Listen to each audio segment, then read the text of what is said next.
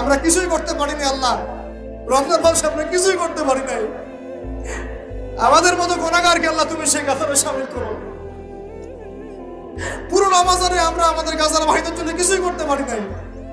একটা টাকা সাদাকা পাঠাতে পারি নাই, ওদেরকে এক বেলার খাবার দিতে পারি নাই। রমজানে আমরা কোরআনের হক আদায় করতে পারি নাই, খাস করে তওবাও করতে পারি নাই, তাহাজ্জুদ ভালো করে পড়তে পারি নাই, তারাবি ঠিক মতো করতে পারি নাই। রোজা রেখেছি কথা রোজা রাখার মতো। আল্লাহ যেভাবে তোমার নবী সাহাবীরা আমল করেছিলেন এরকম আমল আমরা করতে পারি নাই। তাও তোমার ক্ষমা, তোমার দয়ায়, তোমার রহমতে আজকে আমাদেরকে ক্ষমা করো এবং এই শিক্ষাগুলো থেকে আমাদেরকে ভবিষ্যতে তৌফিক দান করো, যাতে করে আমরা তোমার রেজামন্দির মতো করে জীবনযাপন করতে পারি, গুনাহমুক্ত জীবনযাপন করতে পারি, ইসলামের জন্য একদম জান মাল সময় শ্রম উজাড় করে দিনের খেদমত করতে পারি। দিন ইসলামকে আল্লাহ পাকের জমিনে আমরা দুর্বল থাকতে দিব না ইনশাআল্লাহ। দিন ইসলামকে আল্লাহ পাকের জমিনে আমরা শক্তিশালী করেই ছাড়বো ইনশাআল্লাহ। দিন ইসলামকে আমরা আল্লাহ পাকের জমিনে বিজয়ী করেই ছাড়বো ইনশাআল্লাহ। এই পথে যারা বাধা প্রদান করবে এদের বিরুদ্ধে আমরা প্রতিবাদ করে তুলবো ইনশাআল্লাহ। আল্লাহ রাব্বুল আলামিন আমাদের সবার দিনের মধ্যে দিন ইসলামের প্রতি খাস মহব্বত দান করেন, কোরআনের মহব্বত ঢেলে দেন, ঈমানের মহব্বত ঢেলে দেন, সুন্নতের মহব্বত ঢেলে দেন এবং সাহাবী বলা জিন্দেগি আমাদেরকে যাপন করার তৌফিক দান করেন। আল্লাহ রাব্বুল আলামিন আজকের এই খুশির দিনে, গুনাহ মাফের দিনে আল্লাহ পাক আমাদের সবাইকে ক্ষমা করে দেন এবং যে ভুল ত্রুটিগুলো আমাদের দ্বারা হয়েছে আল্লাহ পাক সমস্ত ভুল ত্রুটিগুলো মাফ করে দেন এবং আগামীতে যেন এমন ভুল ত্রুটি না হয়, রমাদানের শিক্ষাগুলোকে নিয়ে পুরো বছর আমাদেরকে জীবনযাপন করতে। নারীদের সাথে ভালো আচরণ করো, কোমল আচরণ করো। নারীরা হচ্ছে কাচের গ্লাসের মতো। কাচের গ্লাস আস্তে করে ধরতে হয়, আস্তে করে রাখতে হয়, আস্তে করে মুছতে হয়। এটা নিয়ে জোর জবরদস্তি করলে এটা ভেঙে যায়, ঠিক কিনা? এজন্য নারীদের সাথে কোমল আচরণ করবেন, ভালোবাসার কথা বলবেন।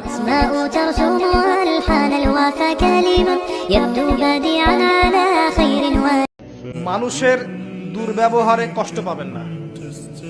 যখন কাছের মানুষরা আপনাকে কষ্ট দিবে এবং কাছের মানুষ কষ্ট আপনাকে দিবেই, কাছের মানুষটা আপনাকে বেশি কষ্ট দিবে। আল্লাহ ছাড়া কেউ আপন না, আল্লাহ ছাড়া আপন কেউ না, আর আল্লাহ ছাড়া সত্যিকার অর্থে আপনাকে আমাকে ভালো কেউ বাসে না। শুধু আল্লাহই আপনাকে ভালোবাসে। এটা আপনারা হারে হারে উপলব্ধি করবেন যত দিন যাবে ইনশাআল্লাহ। রোজাদারের দোয়া ফেরত দেওয়া হয় না। দোয়া কবুল হওয়ার অন্যতম একটা অস্ত্র হচ্ছে রোজা রেখে দোয়া করা। কেমন করে ফেরত দিবে? আল্লাহর জন্য আমরা না খেয়ে আসি, তাই না? আল্লাহ পাকের মায়া হবে না, দয়া হবে না? আমার বান্দা না খেয়ে আছে, আমার বান্দা পানি ত্যাগ করছে, আমার বান্দা স্ত্রী সহবাস ত্যাগ করছে, হালালগুলো ছেড়ে দিয়েছে আমার জন্য। তা আমি কেন তার দোয়া? অবশ্যই আল্লাহ পাক উপযুক্ত মনে করলে দোয়া কবুল করবেনই করবেন ইনশাআল্লাহ। এত লম্বা কবরের জিন্দেগি কেমনে পার হবেন বলেন তো? নূহ আলাইহিস সালামের জামানায় যারা মারা গেছে তারা আজ কত হাজার বছর কবরে পড়ে আছে। ইব্রাহিম আলাইহিস সালামের জামানায় যারা মারা গেছে তারা আজকে কতদিন কবরে পড়ে আছে। হ্যাঁ, আবু জেহেল আজকে কত বছর কবরে পড়ে আছে? 1450 বছর, আরো বেশি, 1450 বছর ধরে পড়ে আছে কবরে। এরপরে তো হাসরের মাঠ, এরপরে তো ফুলসেরাত, এরপরে তো জাহান্নাম, আর তো রইছে।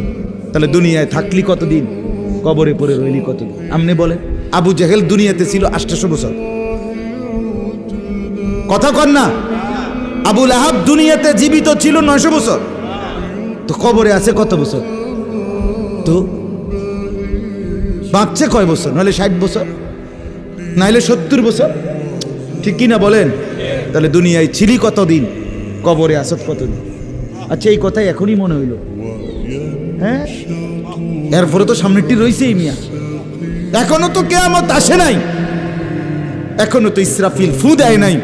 একবার ফু দিবে, সব কবরে যাবে, আবার ফু দিবে, হাসরের মাঠ কায়েম হবে। আবার হাসরের মাঠের একদিন, খোদার কসম এই কোরআনে আল্লাহ বলছে হাসরের ময়দানের এখন একদিন, প্রতি একটা দিন কয় ঘন্টা? হাসরের একদিন আল্লাহ বলছে 50,000 বছর, 50,000 সানা, 50,000 বছর। হাসরের ময়দানের পুরা সময় না, একদিন। পুরা হাসরের মাঠ কতদিন সেটা আল্লাহই জানে।